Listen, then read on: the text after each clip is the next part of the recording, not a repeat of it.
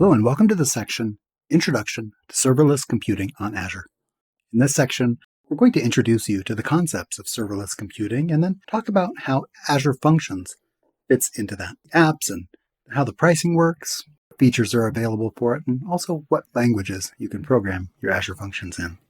Hello and welcome to the video Intro to the Course and the app we're building.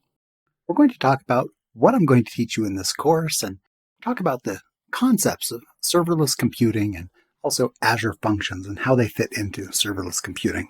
Then I'll talk to you about the application that we'll be using for demonstration.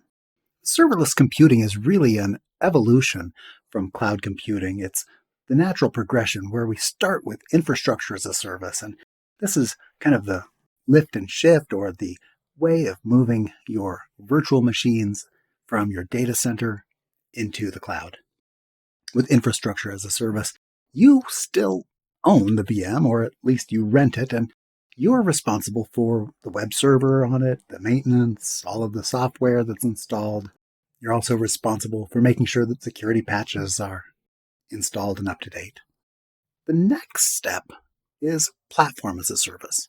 And with platform as a service, now the cloud provider is taking management of the VM and just providing you access to the web server portion of that virtual machine.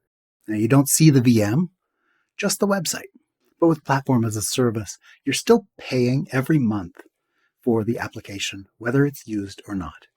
Serverless computing takes it the next step, and no longer you have the virtual machine or even the web server itself, but now you're talking about something that's just providing you access bits of code that are performing small pieces of functions. This approach is really enticing, especially for early development, because it's so cheap. You're only paying for what you use, and you're not keeping that application running throughout the month. You're only paying for those operations as they happen. So what are we building in this course? Well, we're going to use Azure Functions to respond to an HTTP request, and it's going to accept a parameter and respond with hello. Very simple, but that's the idea.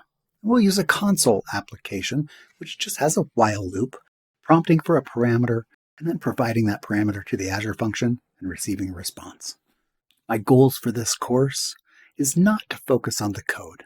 I wanted to keep the code very simple so that I could highlight all of the features and the application itself with Azure Functions and the approach to serverless computing and all of the things that you can get with Azure Functions. In the next video, we'll talk about what components make up a serverless application.